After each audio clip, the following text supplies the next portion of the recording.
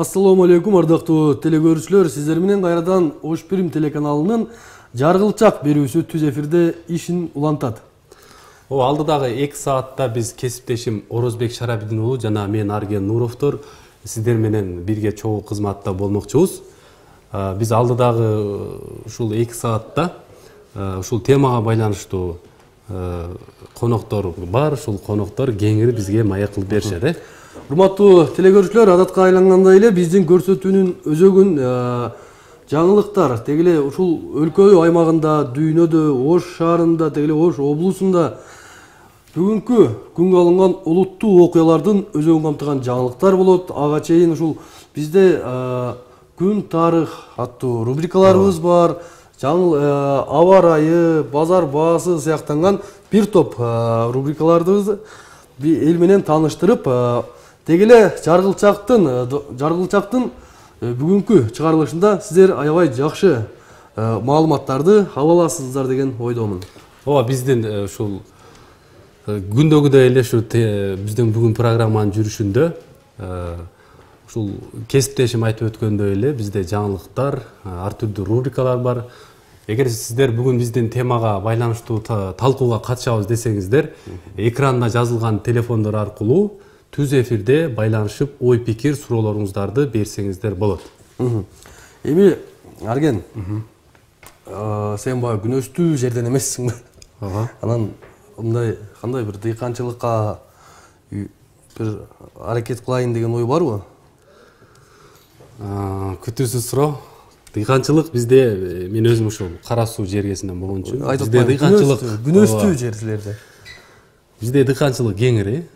Ош облусунун ушул Кара Суу, Араган, Ноокат жергеси бул дыйканчылык аймак да.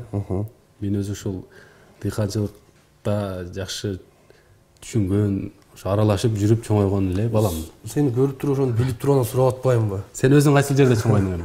Мен өзүм Карабулжада чоңойгонмун. Бизде деле ушул дыйканчылык менен эле айтайын дегеним ушул жаз келип калды. Сенде мындай ушул кандай даярдык кандай деген эле ой. Кандай бир эмне кейин деп жатасыңар, ушул күн жылып калды. Бизде эми дыйканчылык Кара Сууда өзүң билесиң, пахта бизде кеңири өстүрүлөт, эгилет. Бирок ушул пахтанын түшүгү көп да. Ошо соңку жылдары ошол пахта бизде эгилбей калды дээрлик. Азыр анын түшүгү. Силер эмне эгесиңер? Азыр бизде жүгөрү, беде жана башка өсүмдүктөр да ушулар эгилет. Демек, жүгөрүнү азыр жүгөр айдаганга бир аз эртерээк. Кече маалымат окудум мен, картошка эгилди, биринчилерден болуп Ош шаарында депчи, Ош облусунда. Анан барып көрүп, демек, жаз келип күн жылып калыптыр. Дегеле дыйкандарга быйылкы жыл молчулуктун жылы болсун дейли да, ушул жаздын башында аба ырайы кандай болуп жатат деген адамдарга эртең ошол айрымдар дыйканчылык кылышы мүмкүн, айрымдар дагы бир жака барышы мүмкүн, башка жумуштарын бүтүрүшү мүмкүн. Ошол эле учурда валюта курсу кандай болуп жатат деп кызыккандар болот. Мына ошол адамдарга базарга барышуларга базар баасын, ал эми акча алмаштырам дегендерге акчалардын курсун, Ал эми дыйкандарга аба ырайынын эртеңки күнү кандай болот, Ошол рубриканы көрүп алып, анан эфирди улантабыз.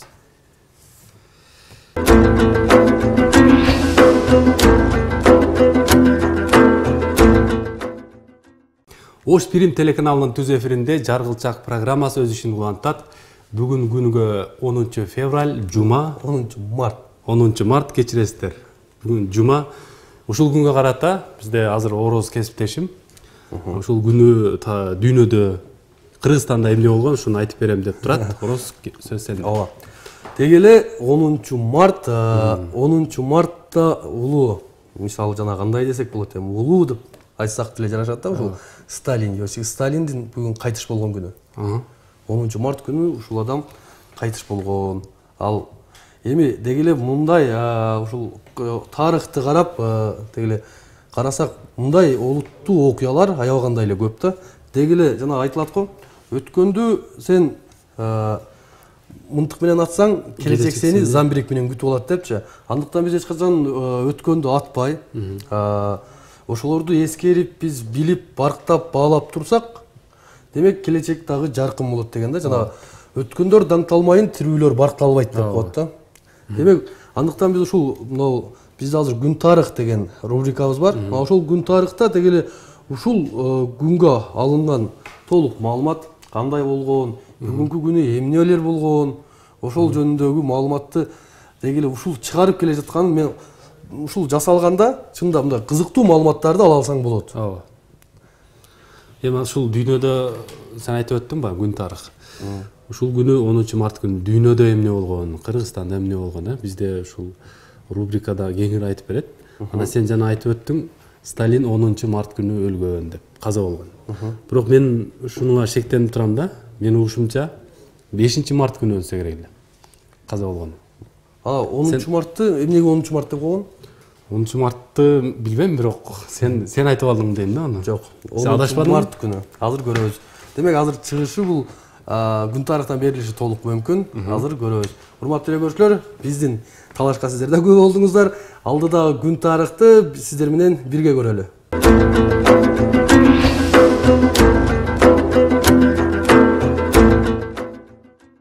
Жаргылчак түз эфирдеги иштерин улантат. Бизде бүгүн тема бүгүнкү тема эрте турмушка чыгуу маселеси. Кыздардын эрте турмушка чыгуу. Ооба.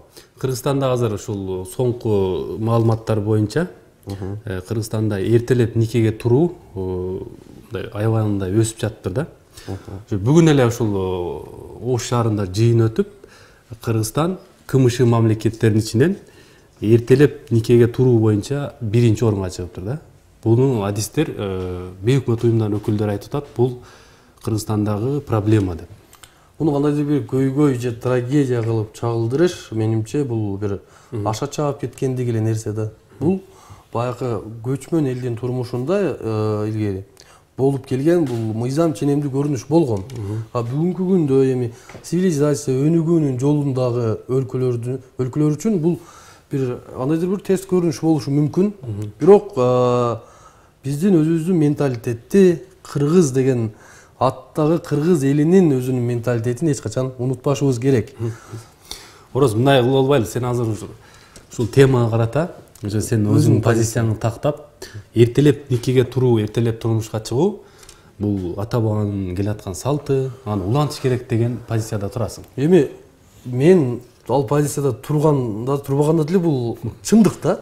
Чындыктан эми кандай болгон күндө да чындык ачуу болсо да биз андан тай өтө албайбыз. Чындыкка барып урунабыз. Биз аны көрүшүбүз керек.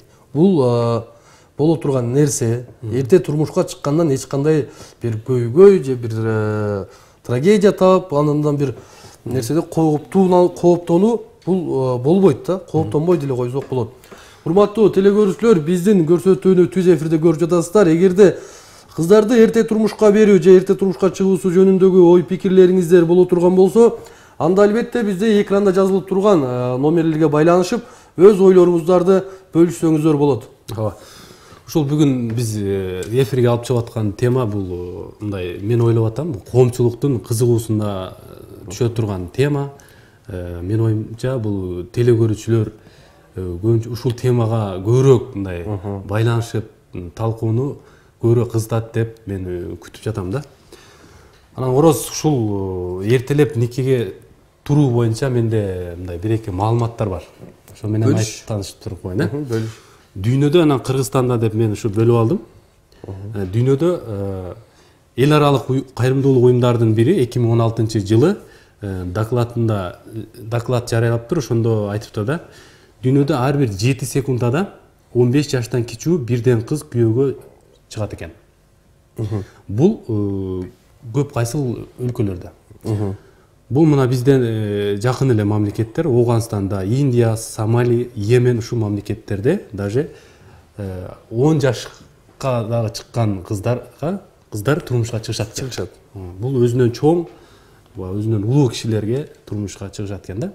Анан ушул уюм сурамжылоо жүргүзгөн. Ушу сурамжылоонун рейтингдин жыйынтыгында Кыргызстан 144 өлкөнүн ичинен 59-орунду алган экен. Абдан жакшы. Азыр биз телекөрүүчү бар экен, кабыл алалы да, андан соң маалымат угалы. Урматтуу телекөрүүчү, биз сизди угуп жатабыз. Алло, саламатсыздарбы? Саламатчылык. Саламатчылык. Кыздарды эрте эрте турмушка берүү боюнча биз Кыргызстан 1-орундабыз дейт. Биздин кыргыздар эч качан 18-ге чыкмайча бербейт. Анан мынау өзбек туугандарыбыз эле берип аткан болсо билбеймин. Анан бирок илгери кыздарды эрте берген дейсиздер. Илгери ошондой шарт ошондой болгон. Себеби ошо барган жери багып алган алардычы. Азик деп баласын да небересин да багып алган. Азыр кыздар өзүңдүн үйүң болбосо, ишиң болбосо, азыркы кыздарды багыш кыйын. Күйөө бакпайт азыр. Күйөө наоборот ушу кыздын байлыгы бар бекен, үйү бар бекен, машинасы бар бекен, бизнеси бар бекен деп анан кийин турмуш курушат. Ошондой кыздар болсо 18-ге чыгарбай алып кетишет. Мындай андан жашы өйдөрөөк болсо, байлыгы жок болсо, азыркы кыздар турмушка чыгыш кыйын болуп калды. Мындай эске алыңыздар. Эжеке, сиз кайсыл жактан байланышка чыгып атасыз? Өчүп калды. Рахмат. Мен маалыматымды уланта берейин. Ушул Кыргызстанга келсек, мына Кыргызстанда бүгүн эле Ош шаарында ушул эртелеп никеге туруу боюнча жыйын өткөн. Анда ошол аялдар тынчтык банкы фондунун, коомдук фондунун өкүлү Жылдыз Артыкова айтып атат да. Кыргызстанда эрте турмуш курган кыздардын саны жыл санап өсүүдө. Статистикалык маалыматтарды ички иштер органдарынан, медицина кызматкерлеринен алдык дейт. Статистика таянса, өлкөдө кыздардын эрте турмуш курушу боюнча 1-орунда Талас облусу, 2-орунда Чүй облусу турат экен да. Ал эми КМШ мамлекеттеринин арасында Кыргызстан 15 жашка чейин турмушка чыккан кыздардын саны боюнча 1-орунга чыгыптыр. Ал эми 17 жашка чейинкилер арасында 2-орунда турабыз дептир да. Эми бул багы көз каранды эмес мамлекеттердин шериктештигинин арасында Кыргызстан 1-ге чыкканы. Эми жана телекөрүүчү да айтып жатпайбы, кыздарды эч качан мисалы арген мен деле оюм мындай да. Мисалы жанагы Йеменде, Индияда, Афганистандагыдай эми 10 жаштан эмес, албетте 10 жаш эми бул жаш бала, жаш наристе катары түшүнсөк да болот да, аябай өспүрүм. Анан менин оюм мисалы могул албетте 18 жаштан бул 18 эрте турмушка куруу, эрте турмуш куруу бул эрте турмуш куруу десе эле бир 10 жашты же 12 жашты түшүнбөш керек. 16 жаштан жогору. 16 жаштан жогору турмушка чыга турган кыз ал тулку бою, денеси, акыл эси бардыгы жагынан жетилет. Жетилет. 16 жашта айымдар ушун жетилгендигине байланыштуу 16 жаштан турмушка чыкса эмнеге болбойт? Ага эмне үчүн мисалы да 2 жаш сүйүшсө, 2 жаш үйлөнөбүз десе, бирок анын жашы сен жашың жете элек деп тоскоолдук эмне үчүн тоскоолдук жаратыш керек? Эмне үчүн 2 жыл күтө албайт алар? 18 жашка чыгайлы. Мисалы, мыйзам боюнча 18 жаштан жогору турмушка чыгыш керек. Жок, эми алардын мисалы да айрымдардын ата-энелери бар ушул. Сени мен үйлөп койсом, санаам тынчыйт эле деген. 2 жыл санаасын кармап турса деле болот эле. Эми ар кандай да, ар кандай мындай кырдаалдар болот. Анан ошондой убакытта сен үйлөнбөшүң керек. Сен 16, сен 18ге чыга элексиң деп эмне үчүн аны кыйнаш керек? 17 жаштагы кыз дене бою, тулку бою бардыгы талапка жооп бере турган болсо, аны турмушка чыгарбай. Ошол эле учурда жигитти деле мисалы. 18 жаштагы жигитти сен үйлөнбөйсүң деп эч ким айтканга чынында укугу жок. 17 жаштагы жигитти. Бирок мыйзам 18 жаштан жогору турмуш куруш керек деп айтылып атпайбы? Азыр бизде телефон байланышы бар экен, кабыл алайлы.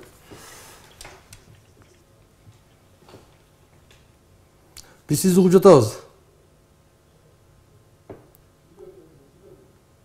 Алло, саламатсыздарбы? Саламатчылык. Айтып бериңиз. Азыр сиздер айттыңыздар Кыргызстан боюнча Таласта жана Чүй областында жашы жете электер турмушка көп чыгып жаткан депчи. Кандай себептерин толуктап уксак болобу, эмне себеп менен? Бул маалыматты бүгүн бизде конокко келе турган ошол коомдук фонддун өкүлү толугураак кеңирээк айтып берет. Ошол фонддун өкүлү айткан бүгүн. Аны мен болгон жеткирип коем. Ооба, сиздерге маалымат каттары, урматтуу телекөрүүчү, сизге рахмат ошол суроо бергениңизге. Сиздерге биз ушул маалыматты алып, гана ошол маалыматты бөлүшүп жатабыз. Анан биз кандайдыр бир бул боюнча бир адис эмеспиз чынында. Биз коомдук талкууга алып чыгууга аракет кылып жатабыз. Эгерде ушуга окшогон суроолоруңуздар боло турган болсо, бир аз күтө турсаңыздар, бизге Гүлсана Абытова эжекебиз келет. Анан мына ушул өңдөнгөн суроолоруңузга толук кандуу жооп беришет. Ооба. Ушул эже бизде мына азыр мен айтып өткөндөй, Ош шаарындагы аялдар тынчтык банкы деген коомдук фонду бар. Бул уюм ушул аялдар боюнча, жашы жете элек ушул кыздар боюнча ар кандай иш-чараларды өткөрүп, бийликтөөлөрдү жүргүзүп келет. Бүгүн ушул тема боюнча да ошол фонддун жетекчиси, ушу Гүлсана Абытова өзү келип, кеңири маалымат берет да. Урматтуу телегөрүүчүлөр, дагы бир эскертүү кетчү жагдай. Биздин Ош Бирим телеканалынын түз эфирде онлайн түрүндө да көрсөңүздөр болот. Ал үчүн биздин Ош Бирим KG сайтына кирсеңиздер, мына ошол жерден түз берүү баскычын бассаңыздар, ал жерден биздин көрсөтүүнү жердин жети түбүнөн болсо дагы көрө берсеңиздер болот.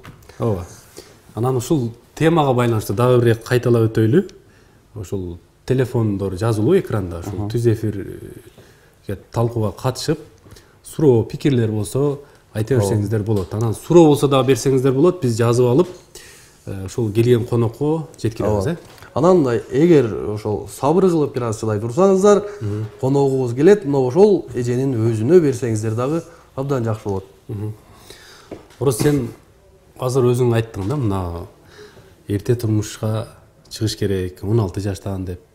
Бирок ушул эксперттер, коомдун өкүлдөрү айтат да, бул учурда кыздын акыл эси физиологиялык жактан жетилген менен акыл эси моралдык жактан жетилбейт.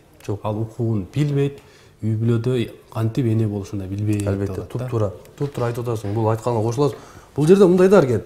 16 жашка чыкканда эле зордоп барып тиесиң, мынага сен турмушка чыгышың керек деп эле бирөөгө берип кой деген сөз жок бул жердечи. Эгерде ал каалаган моментинде, каалаган убактында турмушка чыксын, каалаган убактысында үйлөнсүн. Ал өз эркинде адамдын. Анан эгерде биз баягындай мыйзамга такап айрым учурда тоскоолдук болуп калган учурду гана айтып жатам да.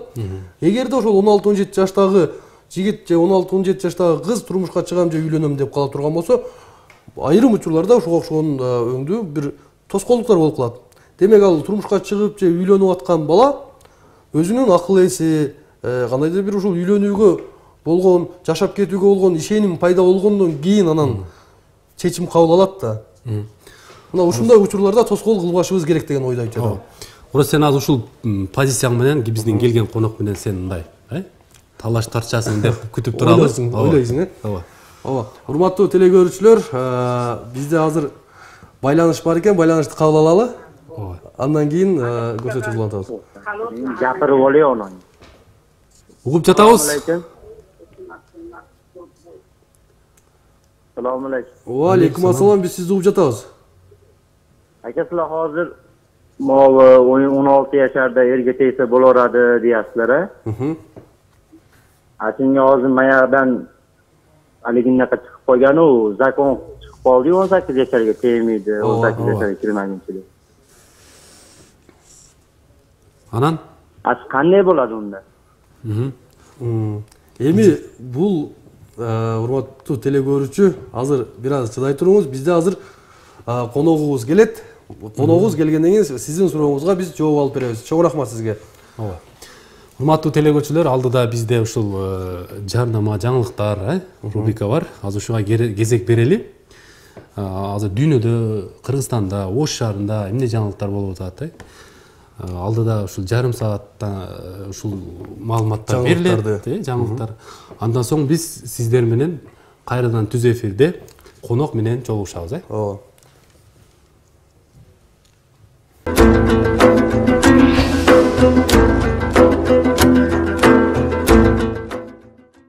Урматтуу телегөрүүчүлөр, жаргылчак берүүсүнүн түз эфирдеги чыгарылышы өз ишин улантууда. Биз азыр конок менен маек бөлүгүнө келип жеттик. Ооба. Бүгүн бизде конокто ушул эки коногубуз келген. Бири ушул Ош шаарындагы мусулмандар казиятынын өкүлү Курманбеков Мухаммедияр жана Ош шаарындагы коомдук фонддун өкүлү Гүлсана Абытова. Саламатсыздарбы? Студиябызга куш келиптер. Кандай жакшы келип алдыңыздарбы? Бүгүн бизде ушул тема эрте турмушка чыгуу маселесин көтөрүп чыктык. Азыркы учурда ушул коомдо бир аз талкуу болуп жаткан маселелердин бири. Мына ушул маселени колдоп, азыр сиздер ушул конок катары келип өз пикирлериңиздерди, элден келген суроолорго жооп берет деген терең үмүттөрүбүз бар, ишенебиз. Эже сизге биринчи суроо. Эрте турмушка чыккан кыздар Кыргызстандын кайсыл аймагында көп экен? Сиздерде бул статистика бар да. Саламатсызбы? Сиздин сурооңузга жооп берсем, Кыргызстандын эгерде статистикага таянсак, биринчи орунда Талас облусу турат экен. Анын себептери пока изилденип жатат. Анан ага жообун айта албайм. Эмне себептен Талас облусу биринчи орунда экен, экинчи орунда Чүй облусу турат. Чүй облусу дегенде биринчиден Чүй облусунда Токмок шаарынын жанында Дунган жана Уйгур улутундагы айылдар бар. Ошол жашоочулар кыздарын 15 жашынан баштап уже бере баштайт экен да, 9 бүтүп. Анан кийинки орунда Ош облусу турат экен. Үчүнчү орунда Ош облусу турат экен. Ушул мисалы сиз азыр мындай бир себептерин айтып жатпайсыз. Мисалы Чүйдө Дунган айылдары бар, мисалы Милианфан, могу Сокмукта өңдөгөн айылдары бар да. Ошолор өстүрүп жиберет экен көрсөткүч депчи. Мисалы Талас менен Ошто мисалы кандай айылдар же кимдер болушу мүмкүн эже? Эми Ош областын карасак, Таласта эми көрсөткүч кандай себептерден улам көп деп өзүмдүн оюмду билдирсем, жеке оюм. Таласта эми элдин менталитети ачыгыраак болот. Алар милицияга, врачтарга кеңири кайрылышат. Ал эми биздин Ош областында элдин менталитетин билесиздер, биз көбүнчө жабык түрдө мындай көп кайрылбайбыз милицияга, врачтарга. Демек официалдык статистика аябай мындай аз да, биздечи мындай кездешип мындай катталбай калат. Ошондой эле Ош областында эмне себептен эртеңкиге туруулар көп? Бул биринчиден Араван, Ноокат, Кара Суу, өзгөн райондорунда бизде өзбек тилдүү айылдар бар. Ошол айылдардын эми азыр каада салты катары ошо 9дан эле баштап кыздарды окутпай, жогорку же орто жайларга окутпай туруп эле аларды турмушка берип коюшат да.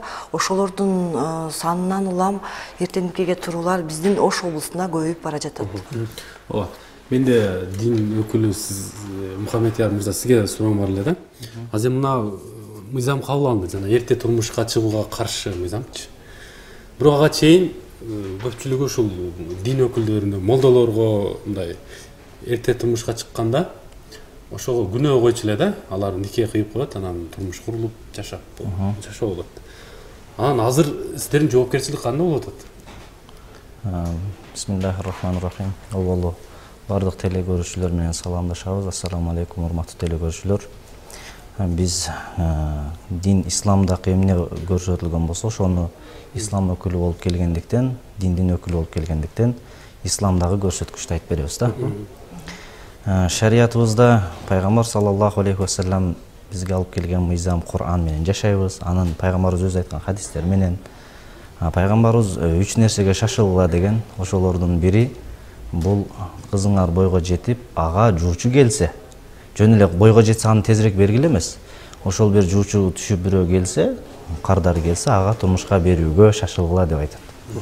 Эми нике окуган молдолор деле бүгүнкү күндө мыйзам Кыргызстан жаран болгондон кийин Кыргызстандын мыйзамын сыйлайбыз. Азыркы күндө бардык дин кызматкерлери бул нерседен кабардар.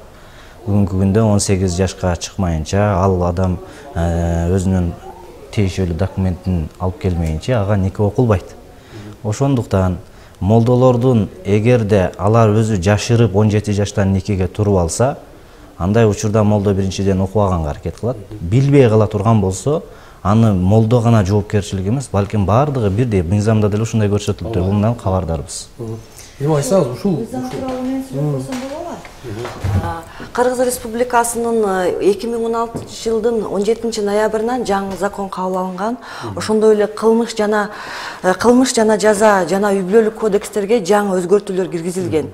Ошол өзгөртүүлөр боюнча эгерде кыз бала 18 жашка жете элек болсо, 15 жаштан 17 жашка чейин аны мажбурлоо түрүндө никеге тургузууга шарты менен турмушка берсе, анда кыздын ата-энеси, күйөө баланын ата-энеси, күйөө бала өзү эгерде 18 жашка чыгып андан жогору болсо, ошондой эле нике кыйган молдо, имам 3 жылдан баштап 5 жылга чейин кылмыш жазасы каралган, өз эркинен кылмыш жоопкерчилиги эле өз эркинен ажыратууга деп жазылганда Кыргыз Республиканын закону боюнча. Бизде азыр байланыш бар экен, кабыл алып коелу.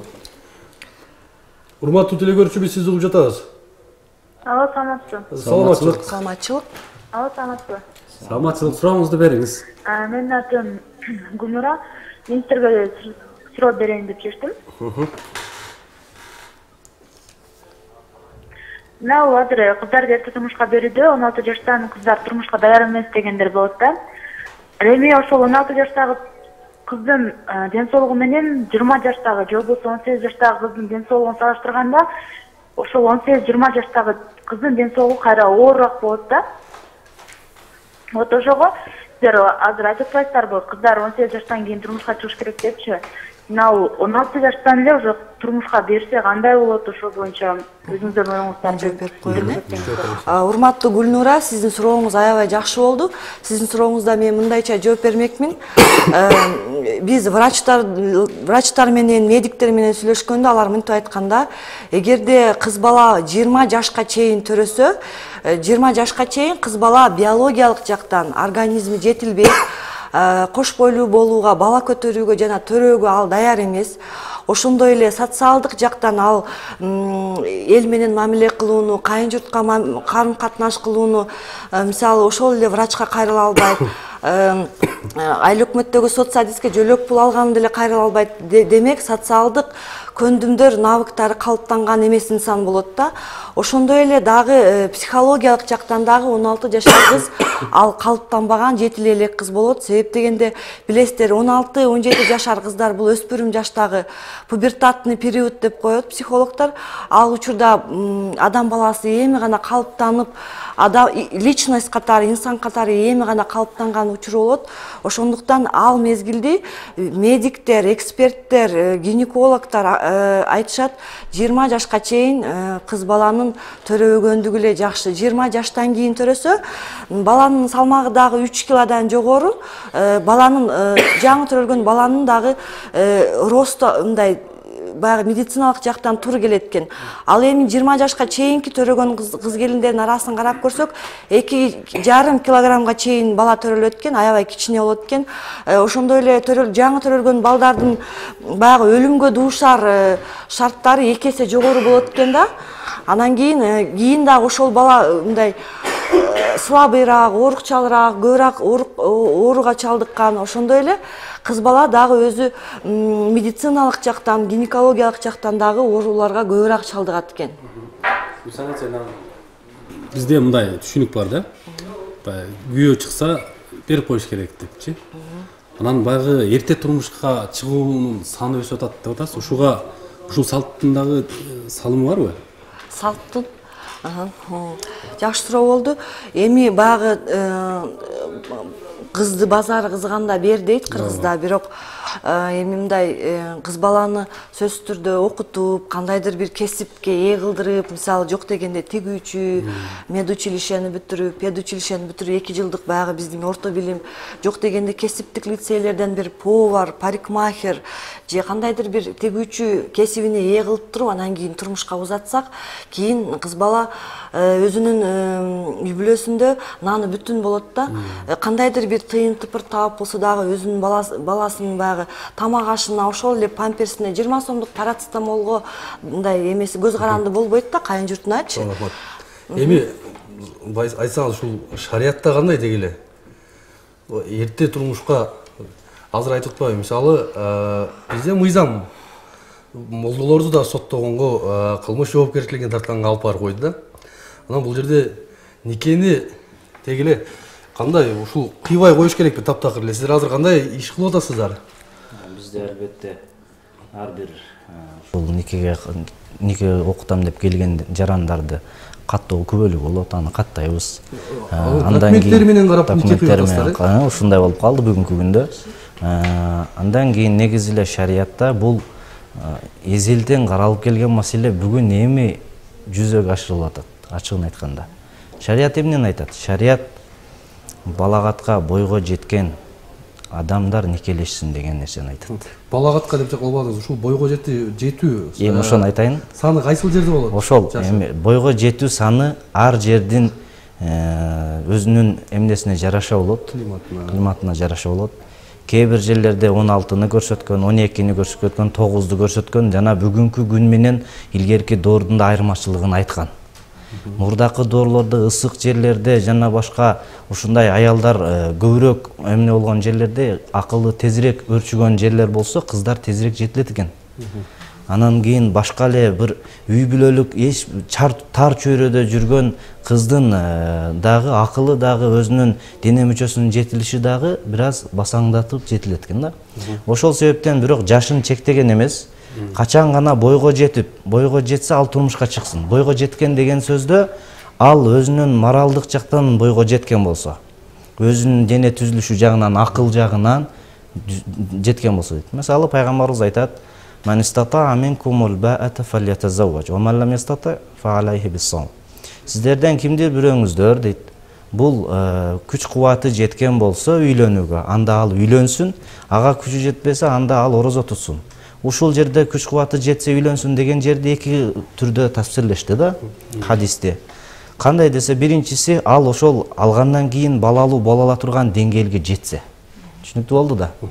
Экинчиси ал ошол өзү алган жарын багып, анын толук кандуу камсыздаганга кудурети жетсе. Бул жерден шарият эмнени айтат? Бул дегени бойго жете эле кыздарды ала бергиле, же болбосо бойго жете эле учурда эле үйлөнө бергиле деген жери жок. Бойго жетип алып, каршы эмес. Шарият тескерисинче илгертен эле шарият айтып койгон. Ар бир нерсе өзүнүн чеги жеткенде гана бышканда анан анын мөмөсүн жеш керек. Абдан жакшы жооп бердиңиз. Эми мындай да, сиз жана балагатка жеткен, бойго жеткен атасыз да. Эми айрым учурда биз азыр жанагы 16 жаштан турмушка чыга бериш керек кыздар деселе, жанагы бул укук бузуу болуп эсептелет, аркы берки деп бир кандайдыр бир көйгөйгө айландырып бир чуу чыгарып аткан учурлар болуп атат да. Андай эмес эле, мисалы 16 жаштагы айрым кыздар бар, 17 жаштагы айрым жигиттер бар. Дени бардык тулку бою жетилген, өзү аң сезими, моралдык жактан үй бүлө курууга даяр. Эми алар биз үйлөнүп жашайт элек десе, биздин мыйзам аларга тоскоол болуп калбайбы бүгүнкү күндө? Бул жерде мыйзамды албетте мыйзам жаратуучулар, чыгаруучулар караш керек албетте. Бирок мыйзам жазып жаткан учурда дагы көпчүлүк пайызга каралат да. Алар чанда кечүү, сейрек кездешүүчү нерселер да. Сейрек бүгүнкү күндө сиздерде, мен эжеге берейин дедим, сиздерде ушундай бир фактылар барбы? Үй бүлө курушу керек, бирок мыйзам жол бербейт. Анын билесиздер, эми коомчулукта ар түрлүү нерселер болушу мүмкүн. Мыйзам чектеп койгондо эң минималдуу курагы нике түзүүгө бул 18 жашта. Бирок эми биздин коомчулукта ар түрдүү нерселер болушу мүмкүн. Мисалы 16 жашында кыздар 15 жашында төрөп коюп атышат. Ошондой учурларда эгерде кыздын макулдугу болсо, алар тиешелүү органдарга кайрылып, заявлениени жазып, официалдуу түрдө уруксат алышып туруп, анан официалдуу түрдө закон 18 жаштагы куракты нике үчүн 17 жашка чейин түшүрүп берет да. Ошондой баягындай кандайдыр бир жагдай болуп калган учурларда гана кайрылып туруп 18 жашты 17 жашка чейин түшүрсө болот да. Ондан жакшы. Менде сизге суроо эле, ошол эле жооп бердиңиз, ошого эле булай. Өзү динде сиз так айтпадыңыз да, канча жаштан жогору турмушка даяр болот? Бизде ошол мисалы пайгамбар саллаллаху алейхи вассалам өзүнүн бизде көп эле ошол кээ бир адамдардын таянып алган жери баягы жаш учурунда деле пайгамбарыбызга Айша энебизди кичинекейинде никелеп берген да. Ал никелегенде жөн эле бизде деле баягы эки жаш бала бешикте жатса бири-бирине никелеп койгон учурлар болгон биздин салтыбызда делечи. Белгуда деген сөз. Белгуда деп. Анан ушулардын деле өзүнүн мыйзамдары бар шарияттагы. Чоңойгонго чейин алар ошондой бири-бирине болуп койгон өңдүү жашай берет дагы, кийин чоңоюшса экөөнүн ыраазылыгы менен кааласа, жакса бири-бирине жакса жашап кетет дагы, анан жакпаса анда ажырашып калат. Бул да качан ошол чоңоюп экөө тең турмуш куруп, нике кылып, балалуу боло турган деңгээлге жеткенде. Бул деген эки тараптан жетилген болуш керек. Эми пайгамбарыбыз өзүнүн кызы Фатима энебиздин колун сурап пайгамбарыбызга бир канча адамдар келген. Ошондо пайгамбарыбыз 10 жашында берген эмес. Анан 15 жашына келгенде Али разияллаху таала анхуга берген. Али ошол убакта 21 жашта болгон. Бул дегени ошол убакыттагы балким эң жакшы жетилген учур 15 курактыр эле да. Бизде деле кыргыздарда деле мурда тарыхтан карай турган болсок ушундай болгон. бүгүнкү күндө балким кандайдыр бир өзүбүздүн жеген тамагыбызданбы же ушундай эмнеден уламбы кээде кечирээк жетилишибиз мүмкүн да, бирок ошол учурда азыркы күндүн талабында 18 жашка жетет экен. Шариятта болсо 12 жаш, анан кийин 16 жаш, анан 9 жаш көрсөтүлүп жүрөт. Чоң рахмат. Бизде телегөрүүчү бар экен, кабыл алып коелу. Ассаламу алейкум. Ва алейкум ассалам. Суроом бар эле, эжекеге Ош шаарында баягы эрте турмушка чыгуу боюнча эмне себептен эмне таянып өзбек улутуна ошо чоңкоп коюп атасыз да? Суроону кайталап коесузбу? Эрте турмушка чыгуу боюнча, мисалы үчүн өзбек улутундагылар эрте турмушка чыгып кетип атат деп туруп, ошолорго неме болуп коюп атат да. Өзбек улутундагы кыздар эртерээк турмушка чыгып атат, ошол боюнча маалымат сурады окшойт, Жок. Эмне себептен ушул Ош областындагы көрсөткүчтү өзбек тилдүү адамдарга, айылдарга төңкөп коюп атасыздар дейт. Кандай фактылар бар, кандай биздин Аялдар тынчтык банкы коомдук фонду биз акыркы 2 жылдан бери биз Ноокат районунда иш алып барабыз. Эгерде мен Ноокат районуна, Ноокат шаарына таянсам, именно ошол өзбек тилдүү айыл өкмөттөрдө, өзбек тилдүү айылдарда бизге кайрылышат да, баягы эрте турмушка чыгып алып, анан кийин ЗАГСы жок, 2-3 балалуу болуп, уже ажырашкандан кийин бизге келип ыйлашат. Алиментти кантип чыгарабыз дейт, жөлөк пулду кантип эме кылабыз, кандай документтер керек деп туруп, уже биз последствия кесепеттери менен гана иштейбиз да. Эми билесиздер, кесепеттер менен иштеш аябай кыйын. Демек биз өзүбүздүн практикабыздан, опыттан алып атабыз да. Ошол айылдарда көбүрөөк кездешет чындыгында. Жакшы. Эми кийинки суроо сизге. Ушул эрте турмушка чыккандын дагы кандай кесепеттери бар экен? Ушул бизде кайсындай кесепеттери катталып жатат? Жана сиздерге кандай эмне болгон учурда кайрылып атат? Мисалы, балалуу болсо, баласынын кандай бир ден соолугу же таасир этеби ушул боюнча? Биздин фонд Аялдар тынчтык банкы ушул эрте никеге туруу боюнча 2 жылдан бери иштеп жатабыз. Анан ушул эми эрте никеге туруунун кесепеттерин айтып кетсем, биринчиден кыз бала жок дегенде 9-классы бүтпөй калып атат да. Жок дегенде 9-классы бүтпөй калат, ал билимге ээ болбойт. Эгерде орто билимге, мектептеги билимге ээ болбогондон соң, ал орто кесиптик билимге дагы ээ боло албайт. Жогорку билимди айтпай эле коеюн. Ал биринчи кесепети, экинчи кесипке ээ болбой калат да, кийин кесип аркылуу кандайдыр бир акча таба албай калат. Демек жакырчылыкка алып келет. Эми мына жерде ушуну карасаңыз, ушул үй бүлөгө билимдин канчалык деңгээлде зарылчылыгы бар? Эгерде жакшы эне, жакшы аял болуш үчүн билимдин канчалык деңгээлде зарылчылыгы бар? Мисалы, билимдүү аял ошол 11 жок дегенде 11-ди бүткөн кыз, жок дегенде орто билим берүү жайын бүткөн кыз, анын өзүнүн билими болот, кандайдыр деңгээлде кругозору болот, эл менен карым катнашты кандай кылышты билет, социалдык көндүмдөрү болот дагы. Ал өзүнүн баласына эне катары ошол деңгээлде таалим тарбия бере алат да. Ал эми билимсиз 9-ду бүт эле кыз баласына кандай таалим тарбия бере алат? Мындай да, жаман айтпай жакшы жок деп коет кыргызча. Мына ошол билим алууга, андан ары жогорку билим алууга жүрүп ушул шаарда кыздарыбыз ар кандай жолдорго кетип калып жатат да. Ооба. Мына ушул окусун, билим алсын, кыздардын турмушка ушул билимден кийин анан чыксын дегендин кесепети дагы тийип калып аткан жокпу тескерисинче кайра? Туура айтасыз. Бул жерде ушул сиз айткан учурда ата-энелер жоопкерчилигин мойнунан алып койгонда өздөрүчү. Эми ата-энелер мисалы айылда турат. Жоопкерчиликти алар миграцияга дагы байланыштуу, алар нан табабыз деп миграцияда жүрүшөт. Жоопкерчиликти мектеп менен эле ошол жождорго, орто окуу жайларына баягы коомчулукка жүктөп койгонда, демек ата-эне да контролдош керек да. Ата-эненин баягы закондо эмнеге кабыл алынды? Жогорку кеңеште бекитилди, президент кол койду. Себеп дегенде, ал жерде мурун жооп бере турган тарап жок болчу да. Азыр закондо уже белгилеп койду. Кыздын ата-энеси дагы жоопту деп. Демек, ата-эненин көзөмөлү дагы күчөтүш керек. Ата-эне дагы өзүнүн жоопкерчилигин сезиш керек. Ошондон көрө турмушка берүүгө жакшы болмойт беле? Ушул көзөмөлдү күчөтүп, анан дагы бир санаркап, дагы кыйналгандан көрө эртерээк турмушка берүүгө жакшы болбойбу? Эми жок дегенде 18ге чыгып анан бериш керек да. Рахмат эже. Бизде азыр телефон байланыш бар экен, кабыл алайлы.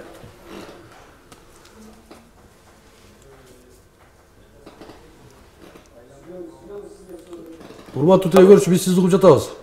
Мен суроом бар эле, могу азыркы биздин күндө чет өлкөлөргө жумуш издеп, күйөөсүнүн уруксатын албай барып, мындай аялдары ушундай чет жактарга кетип атат да, ошол боюнча дин жагынан көз карашыңыз кандай деп ойлойсуз? Мен лично өзүм аялым деле ушу Дубай шаарында иштеген кеткен, бирок мен уруксатым албай эле. Ошого кандай көз караштарыңыз бар эле деп сурайын деген. Рахмат чоң. Рахмат, Алла разы болсун. Урматтуу телекөрүүчүлөр, нике деген нерсе бул эки тараптын бири-бири менен алдашып жашоосу болгондо эки тараптын жоопкерчиликтери болот. Башкача айтканда, никенин шарттарында билесиздер, бирөө ыраазы болуп, бирөө аны кабыл алат, андан кийин анын махрын берет. Ошол жерде нафака деген нерсе болот. Нафака деген сөз эркек заты, аял затын кийим-кечек, тамак-аш, үй-жай менен камсыздоо деген нерсе каралган. Ошол учурда аял затын, эркек заты тамак-ашы менен, кийим-кечеги менен, жатак үйү менен камсыздагандан соң, ал аял заты толук бойдон күйөөсүнө баш ийүүгө милдеттүү. Сөзсүз түрдө күйөө аял күйөөгө баш ийиши керек.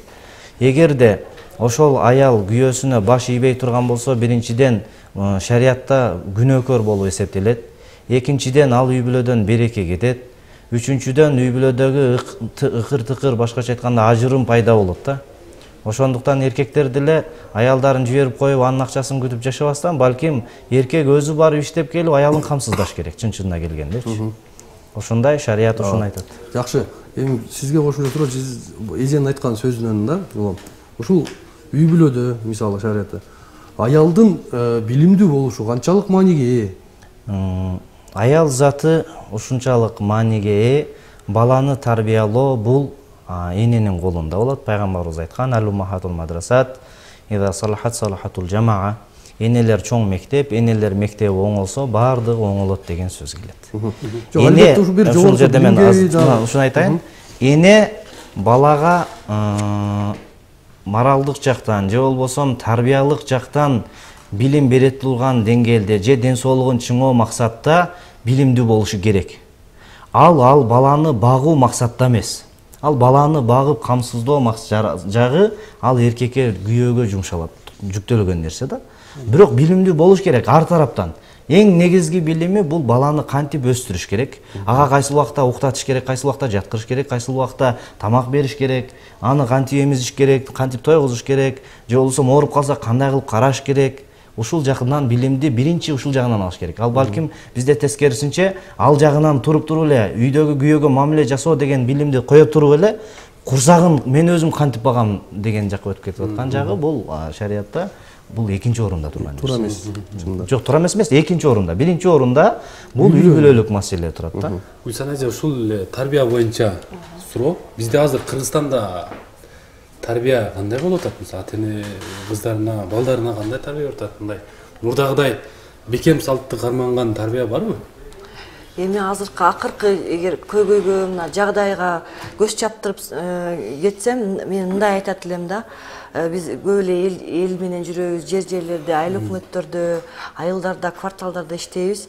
Эми көбүнчө эле биздин азыр ата-энелер миграцияда да, Россияда, Казакстанда ошол баягы сокур тыйын табам деп жүрүшөт да. Ошондой учурларда баланы азыр кимге таштап коюп атышат? Таятасына, таянесине, чоң ата, чоң энелерине таштап коюп, эми картайган, улгайган адамдар баягы ден соолугу жетишпейт, уже күчү алсыз болуп калган, балдарга керектүү деңгээлде көзөмөл жасай албайт, мамиле кыла албайт да. Ошондуктан мен азыр ойлойм, таалим тарбияны күчөтүү керек. Ата-эне өзүнүн жоопкерчилигин сезиш керек дагы.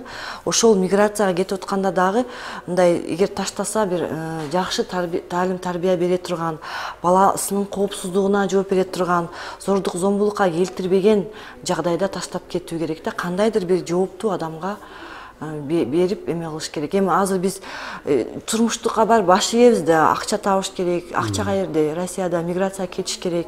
Аны да эске алышыбыз керек да. Анан аялдар унчукпай эле күйөөбүздү карап отура берсек, мен Молдекеге сөзүм бар эле. Мен дагы мисалы өзүм инсан катары, аял катары, 4 баланын энеси катары эми мен жөн эле отуруп бере албайм да. Себеп дегенде мен өзүм жолдошум дагы иштейт, мен дагы иштейм. Демек мен өзүмүн жумушум аркылуу жолдошума кандайдыр бир деңгээлде бала багууга, үй бүлөнү тутууга деги эле ошо никелик мамиледе мындай арттырууга өзүм салым бир эле өзүм мен эле эмес, мен сыяктуу мугалимдер, окутуучулар, социалдык тармакта иштегендер, медиктер, врачтар, аялдар кандайдыр деңгээлде бир салымыбызды кошуп кетип атабыз деп эсептейм. Биз азыр жарнамалык бөлүк, андан соң маегибизди улантабыз.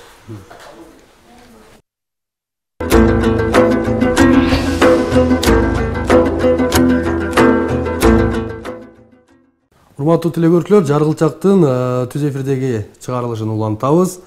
Биз бүгүн эрте турмушка чыгуу маселесин козгоп жатабыз. Ооба, бизге азыр темага байланыштуу телегөрүүчүдөн суроо бар экен. Байланышты кабыл алабыз. Урматтуу телегөрүүчү, биз сизди угуп жатабыз. Алло. Угуп жатабыз, сүйлөй бериңиз. Саламатчылык. Суроом бар эле силерге. Бул мыйзам келгенден бери бул мыйзам иштебей атабы же бул ажырашуулардын саны бир гана жаш турмушка чыккандан эмес, башка нерселерден болуп аткандыр. Эгер мыйзам иштебесе, буга ким жоопкер, эмне себептен иштебей атат? Рахмат.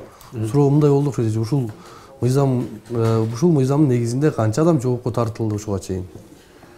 Мыйзам 17 ноябрда чыккан, 2016 жылдан бери болгон 5-6 ай болду. Билесиздер, мыйзамдын аткаруу механизми тиешелүү структураларга жүктөлгөн, МВДга, прокуратурага, укук коргоо органдарына жүктөлгөн.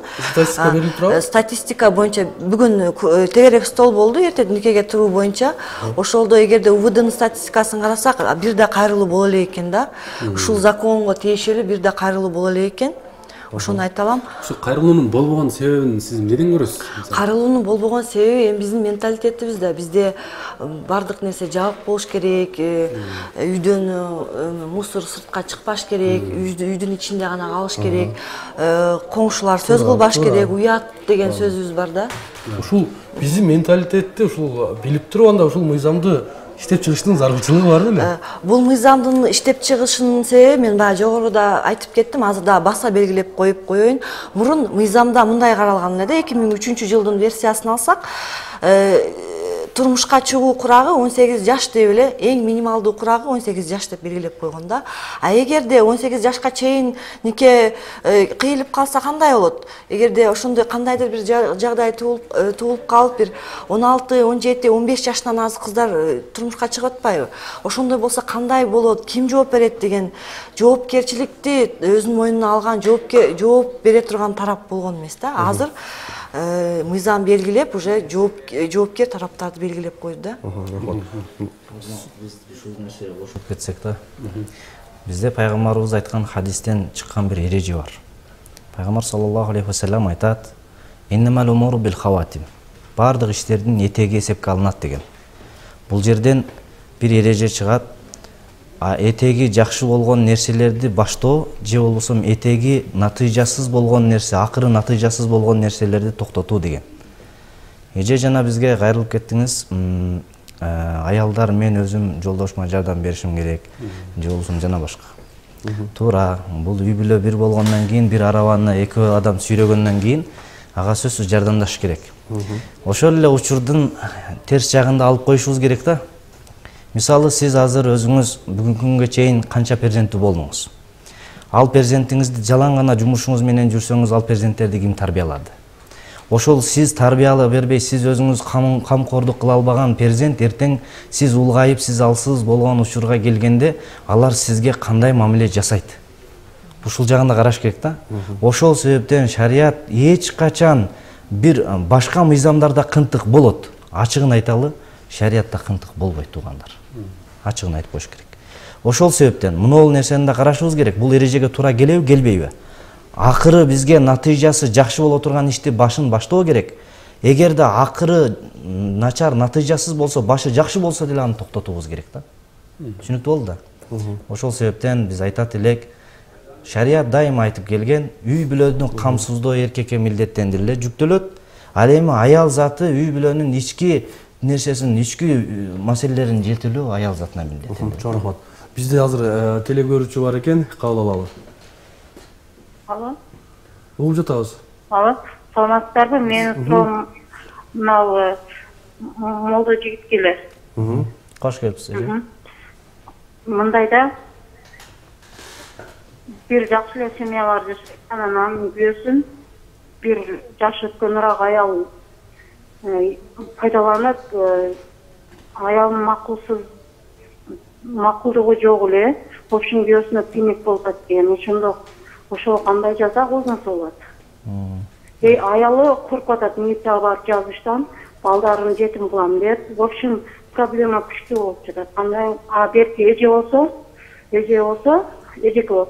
күйөөсүн аягы катуу сүйүп калган, сен бала төрөп берсең болду, мен өзүм бага алам деген мыйзамга. Мындай, в общем, ошентип чыкты. Ошондон молда жигит айтып берсе чулуу эле. Бир маалымат жакшыраак. Рахмат эже, сизге рахмат. Үй бүлөңүзгө бактылуулук каалайбыз. Бул жерде маселе эркек заты бир аялдан башка аялдарга үйлөнүп алуу деген тема болуп кетти. Чын-чынына келгенде аял затынын эркек заты кубаты жетип турса, өзүнүн алган жарынан өзгө дагы 3 аял алганга чейин укугу бар шарият мыйзам чегинде. Шарияттын мыйзамында. Эми ал качан десе өз үй бүлөсүн адилеттүүлүк менен мамиле жасаган болсо деп келет да Курандачы. Фанкиху ма таба лакум минан нисаи масна ва суласа ва руба. Өзүңөргө жаккан аялдардан 2-ден 3-төн 4кө чейин никелеп алгыла. Эгерде ага адилеттүүлүк кылыштан корксоңор, фавахидатан, анда бирөөнү гана алгыла, бирөө менен чектелгиле дейт.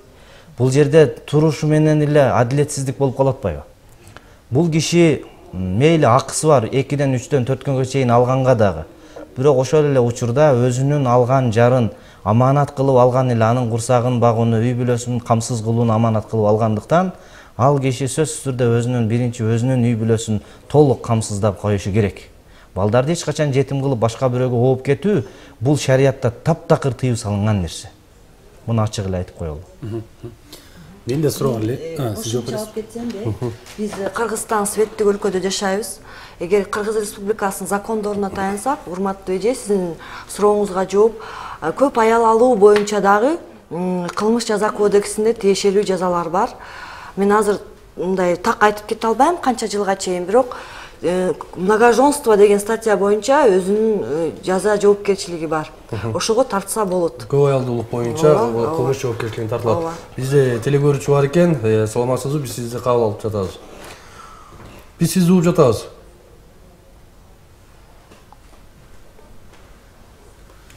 Болбосо эжеге мен берем, жооп берейин.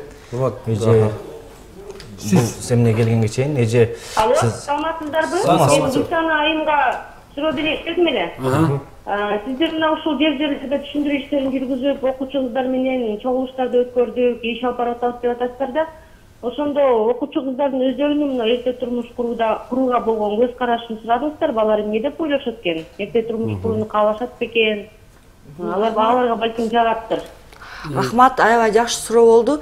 Биз Ноокат, Араван райондорунда, орто мектептерде, ошондой эле Жалал Абад областынын Сузак райондорунда 8-класстан баштап 11-класска чейин окуучулар менен, кыздар менен, балдар менен чогулуштарды, жыйындарды өткөрдүк да. Анан эгер кыздардан сурадык биз, ага чейин эле сураганбыз. Акыркы 2-3 жылдан бери иш алып барып жатпайбызбы? Сураганда 2-3 жыл мурун кыздар жок, биз окугубуз келет, биз 9-классты бүтүп туруп турмуш курууга мындай даяр эмеспиз, биз окугубуз келет, бирок ата-энебиз бизди мажбурлап берүүгө мындай мажбурлап беришет дейт. Бул өзбек тилдүү айылдарда болгон да. Анан быйыл мына акыркы ушул жылдын эгерде эмесин байкоомун айтсам, кыздардын психологиясы өзгөрүптүр. Эгерде мурун кыздар окуйбуз, биз турмушка чыккан даяр эмеспиз, биз каршыбыз десе, азыр кыздар кайра мындай кандай десем, мактанып, мени эрте болуп коюшту, мени 9-класста эле болуп коюшту, мени 10-класста эле болуп койду. Демек, мен жакшы кызмын, мен жакшы үй-бүлөнүн кызы болгондуктан мени болуп коюп, мен эрте турмушка чыгып атам деп, биз чоңдор өспүрүм балдардын психологиясын өзгөртүп жатабыз да. Анан мына Сузакта кыздар айтты, биз Сузакта Благовещенка айылында болдук, кыргыз тилдүү айылда. Кыздар жок, биз окугубуз келет, биз сөзсүз түрдө окуйбуз, биз өсүшүбүз керек, бир кандайдыр бир кесипке ээ болобуз деген сөздөрдү айтышты бизгечи. Сиз оюңузду айтып койсоңуз жана сөзүн. бизде жанагы айткан эрежеге баары бир кайтышыбыз керек болуп атат да эже. Аягы натыйжасыз болгон нерсенин башы жакшы болсо деле анын аягынын натыйжасына карашыбыз керек деп. Бул жерде бир четин карап көргөндө сиз жогору жактагы көп аялдуулукка тыюу салуу деген маселени да көтөрүп кеттиңиз. Мейли, тыюу салынсын дейлик, бирок бүгүнкү күндө Кыргызстандын статистика боюнча карап көргөндө дагы эркектерге караганда аялдардын саны көптүк түзөт. Ал эми ошол учурда эгерде башкача айтканда жарандык нике деп кааласа, мындай болуп калса жашап кетем деп турган нерсеге жол берилип атат дагы, мыйзам шарият чегинде адалдашуу болгон нерсени тыйып салып атат да. Ал биринчи маселе. Экинчиден, эмне анда биздин кыздарыбыз бирден эрге тийип кетип анан ашып калган кыздарыбыз эмне сойкол болуп кетсинби деген маселе бар. Алар да турмушка чыгыш керек, алар да каалайт, алар да жашоо тургузгусу келет. Эркек заты эгерде чындап шарияттагыдай адилеттүүлүк кыла алса, ал өзү камсыз кыла алса, адилеттүүлүгү менен толук кандуу өзү курсактарын тойгозо алса, анда алып бере берсин. Бул мыйзамдагы бир карап койсоңуздар жакшы болот. Эми Кыргыз Республикасынын мыйзамына биз баш ийебиз. Анан ушул шарият менен Кыргыз Республикасынын закондору шайкеш келбеген учурларда анда уже жогорку кеңеш чечиш керек. Чынбы бизде жогорку кеңеш бар, президентибиз чечиш керек. Аны элдин мындай баягындай референдумда чечиле турган маселе да бул. Албетте биздин тема бир аз өзгөрүп кетти көрүнөт. Биз бүгүн эрте турмушка чыгуу, ал эми көп аялдуулук боюнча дагы кийин да чакырып бул жерде талкуу кылып калышыбыз толук мүмкүн. Азыр демек биздин эфир соңуна чыгып баратат. Акыркы телегөрүүчүнү кабыл алып коелу. Урматтуу телегөрүүчү, биз сизди угуп жатабыз. Алло. Угуп жатабыз. Сурооңузду бере бериңиз. Угуп атасыздарбы? Угуп жатабыз. Саламатсыздар. Мен тиги молдо балага суроо берейин дедим эди. Кыздарды аял болуп алгандан кийин эркек багыш керек. Азыр биздин эркектерибиз багышка даремети жетпей атпайбы экен? Аялдын тиги акчасын күтүп отурбайбы, ичип алып, көчөдө чегип алып, анан карта ойноп, анан кайсы аял иштебей үйдө баласын баксын? Ошол жакта да молдолор жанагы жума күндөрү немеге барганда, мечитке барганда ошондорду айтыш керек балдар, аялыңарды үйдө туруп баккыла, балдарыңар жакшы тарбияланыш керек. Сен камсыздагыла бардык жоктон деп. Жок, андай эмес. Кайсы кыз бай болсо ошону алат да үйдө жатат, тиги кымбат баалуу машина минет да чапкылап ар жерде ичип башка кыздар менен ойноп жүрүшөт. Буга кандай дейбиз? Эркектердин ар бир милдети болуш керек. Ошо баласын ыйлатпай, баласын багышка, ошолорду үйлүү жайлуу кылып, башка аял алса да үй жайына таштап туруп башка аял алып кеткенге милдеттендириш керек. Ар бир уулубуз, эркек балабыз. Рахмат. Сурооңуз түшүнүктүү болду. Бул суроо берилбестен туруп башында жооп берилди эле. Дагы башкадан жооп берип коелу. Урматтуу эжеке жана урматтуу телегөрүүчүлөр, пайгамбарыбыз айткан, сиздерден кимиңиздер үйлөнүүгө кубаты жетсе, ал эки тараптан каралды. Биринчиси өзүнүн дене мүчөсү балалуу болгонго кудурети жетсе деген сөз, балага бойго жеткен болуш керек. Экинчиси ал алган үй бүлөнү, ошол жарын өзүнүн жубайын толук кандуу, ал кайсыл жактарынан каралат? Акыл жагынан, сүйлөө жагынан дагы, андан кийин анын турак жайы, анын кийим кечеси жана тамак ашы, ушул нерселерди камсыздаганга кудурети жетсе, анан ошол адам үйлөнсүн деген хадис бар. Чоң рахмат.